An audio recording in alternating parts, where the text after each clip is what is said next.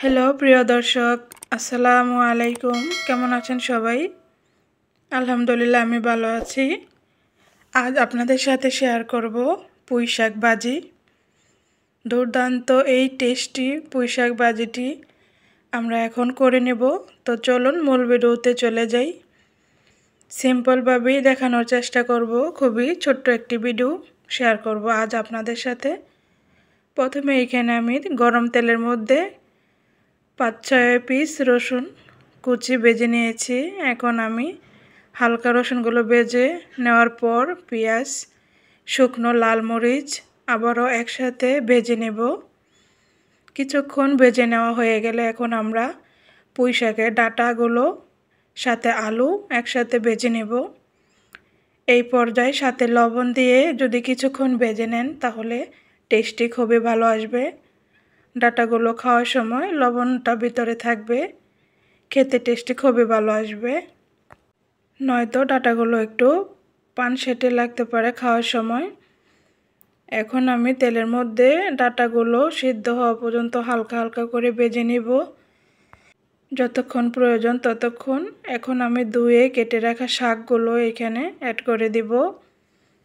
শাকগুলো দিয়ে অল্প অল্প করে আমি এখন হালকাভাবে নেড়ে চেড়ে শাকগুলো মিশিয়ে নেব।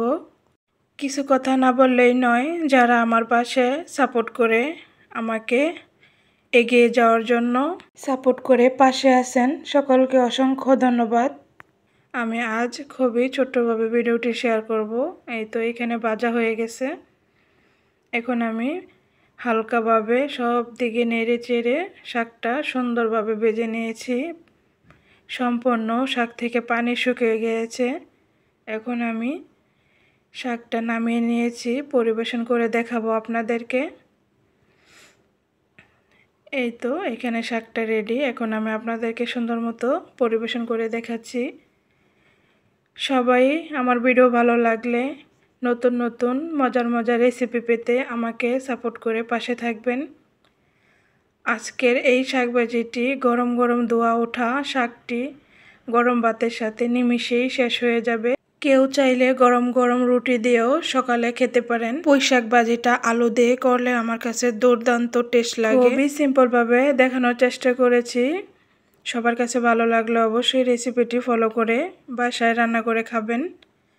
সবাইকে আমার পাশে থাকার জন্য আবারও অনেক অনেক ধন্যবাদ। যাদের কাছে আমার ভিডিওগুলো ভালো লাগে প্লিজ পুরো ভিডিও দেখে তারপরে কমেন্ট করবেন। আজ এইখানেই বিদায় নেব। কথা হবে নেক্সট ভিডিওতে। সবাই ভালো থাকবেন। আল্লাহ হাফেজ।